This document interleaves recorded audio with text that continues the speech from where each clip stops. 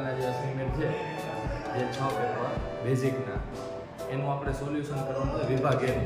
વિડીયોને પૂરેપૂરો જુઓ. આજે આપણે ધોરણ 10 ગાલાના જે અસાઇનમેન્ટમાં બેઝિકના જે 6 પ્રશ્નપત્ર છે એ સોલ્વ કરવાના છે. એમાં આપણે વિભાગ એ જોશું. 6 પ્રશ્નપત્રનો વિભાગ એ. તો જે પહેલું પ્રશ્નપત્ર છે એના વિભાગ એમાં દ્વિચલ સુરેખ સમીકરણમાં a1 ના છેદમાં a2 બરાબર b1 ના છેદમાં b2 બરાબર c1 ના છેદમાં c2 હોય, ત્રણે ત્રણ એક સરખા હોય તો તેનું આલેખાત્મક સ્વરૂપ કેવું હોય? તો કે ત્રણે ત્રણ એક સરખા ત્યારે જ હોય કે જ્યારે બંને રેખાઓ છે એ સમપાતી રેખાઓ હોય. કેવી રેખા હોય? સમપાતી રેખા. એટલે પહેલામાં જવાબ આવશે સી. ત્યાર પછી બીજું છે દ્વિઘાત સમીકરણનો ઉકેલ શોધવાનું દ્વિઘાત સૂત્ર તરીકે ઓળખાતું સૂત્ર ખાલી જગ્યા ગણિતશાસ્ત્રીએ આપ્યું હતું. તો એમાં જવાબ આવશે શ્રીધર આચાર્ય. આ 1 માર્કમાં બધા આવા MCQ પૂછાય એટલે ખાસ વિડીયોને વ્યવસ્થિત જોજો.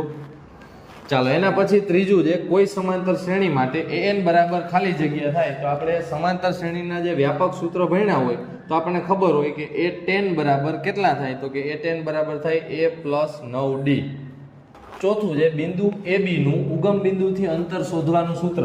તો ઉગમ બિંદુથી અંતર શોધવાનું સૂત્ર છે વર્ગમૂળમાં a² + b². એના પછી છે પાંચમું sin² 45 બરાબર કેટલા? તો કે sin 45 ની કિંમત થાય 1/√2.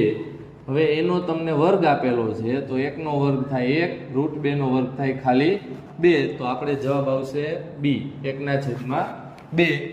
ત્યાર પછી છઠ્ઠો છે કોઈ માહિતી માટે x બાર બરાબર 15 હોય, z બરાબર 15 હોય તો m શોધવાનું છે. તો એના માટેનું સૂત્ર છે મધ્યક, મધ્યસ્થ અને બહુલક આ ત્રણેયનો સંબંધ દર્શાવતું સૂત્ર.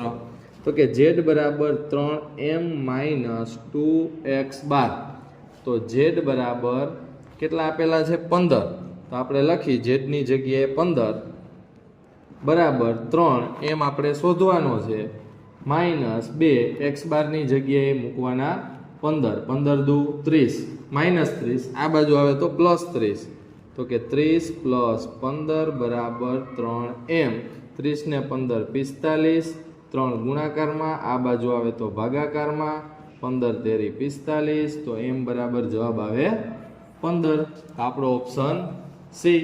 ચાલો એના પછી સાતમું છે 3 + વર્ગમૂળમાં 16 એક કેવી સંખ્યા છે? સમય, અસમય કે ઋણ પૂર્ણાંક? તો વર્ગમૂળમાં 16 એટલે થાય 4 અને 4 માં 3 ઉમેરો તો 7. તો 7 કેવી સંખ્યા છે? સમય, અસમય કે ઋણ પૂર્ણાંક? નથી અસમય કે નથી ઋણ પૂર્ણાંક. આપણો જવાબ આવે સમય. કારણ કે 7/1 તમે એ રીતે p/q સ્વરૂપમાં લખી શકો. એના પછી દ્વિઘાત બહુપદીનું વ્યાપક સૂત્ર આપેલું છે ax² + bx + c બરાબર 0. જ્યાં a does not equal to 0 ના શૂન્યો આલ્ફા અને બીટા હોય તો આલ્ફા ગુણ્યા બીટા બરાબર ખાલી જગ્યા છે. આલ્ફા ગુણ્યા બીટાનું સૂત્ર છે c/a. ત્યાર પછી સમતોલ પાસા ઉપર પાસાને ઉછાળો એટલે તમને 6 પરિણામ મળે.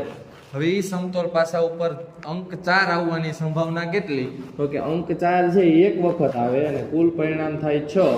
એટલે જવાબ આવે 1/6.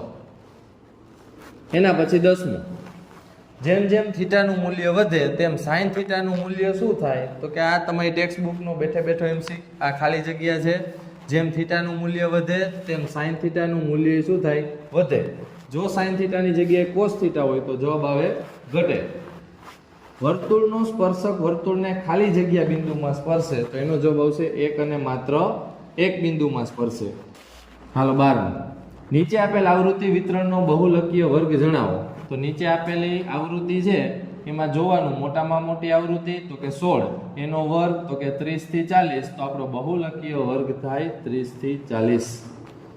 એના પછી જે ગુસા શોધવાનો છે 5 અને 15 નો ગુસા કેટલો થાય? તો કે 5 ના તમે અવયવ પાડો તો 5 × 5 અને 15 ના અવયવ પાડો તો કે 5 તેરી 15. તો ગુસા આવે 5. આ એમ કીધું છે 10. તો વિધાન થાય ખોટું. ચાલો એના પછી 14મું છે નીચેની આકૃતિમાં કોઈ બહુપદી y બરાબર p of x નો આલેખ આપેલો છે.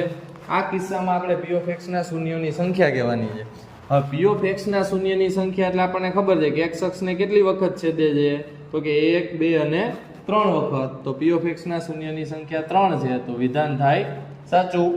એના પછી દ્વિચલ સુરેખ સમીકરણ માટે a1 ના છેદમાં a2 does not equal to b1 ના છેદમાં b2 સ્થિતિમાં સુરેખ સમીકરણ યુગ્મ સુસંગત છે એવું કીધું છે.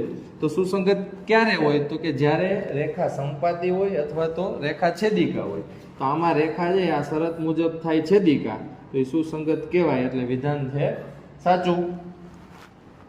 એના પછી પ્રયોગની તમામ મૂળભૂત પ્રાથમિક ઘટનાઓની સંભાવનાઓનો સરવાળો 0 થાય તો વિધાન ખોટું છે, કારણ કે આ સરવાળો થાય 1. ચાલો 17મું, સમાંતર શ્રેણીનું nમું પદ શોધવાનું સૂત્ર લખો. તો n માં પદ શોધવાનું સૂત્ર છે એ n બરાબર a પ્લસ n માઇનસ 1 ગુણ્યા d લખી નાખવું જોઈએ. an બરાબર a પ્લસ n માઇનસ 1 ગુણ્યા d. ચાલો એના પછી સૂર્ય પૂર્વમાં ઉગે તે ઘટનાની સંભાવના કેટલી? તો સૂર્ય ચોક્કસ ઘટના છે, પૂર્વમાં જ ઉગે, તો આવી ચોક્કસ ઘટના હોય એની સંભાવના થાય 1. વર્ગ 65 થી 75 ની વર્ગ લંબાઈ જણાવો. વચ્ચેનો ગેપ કેટલો છે 65 થી 75 માં? તો કે 10 નો, તો એની વર્ગ લંબાઈ થાય 10. એના પછી અર્ધગોલકનું કુલ પૃષ્ઠફળનું સૂત્ર. તો અર્ધગોલકના કુલ પૃષ્ઠફળનું સૂત્ર થાય 3πr નો વર્ગ, એટલે પહેલામાં આવશે c. બીજું 10 રૂપિયાના સિક્કાનું ઘનફળ. 10 રૂપિયાનો સિક્કો તમને કેવા આકારનો હોય? તો કે નળાકાર. તો નળાકારનું ઘનફળ, આમાં ઘણા વિદ્યાર્થીઓ ભૂલ કરે છે, સિક્કાનું ઘનફળની જગ્યાએ ગોળાનું ઘનફળ ગોતી લે. એટલે સિક્કો નળાકાર આકારમાં હોય તો એના ઘનફળનું સૂત્ર થાય πr²h, એટલે આમાં જવાબ આવશે a. ચાલો એના પછી જે લઘુ વૃત્તાંશનું ક્ષેત્રફળ, તો આનું સૂત્ર છે πr² થીટાના છેદમાં 360. એના પછી જે અર્ધવર્તુળનો પરિઘ, તો વર્તુળના પરિઘનું સૂત્ર થાય 2πr.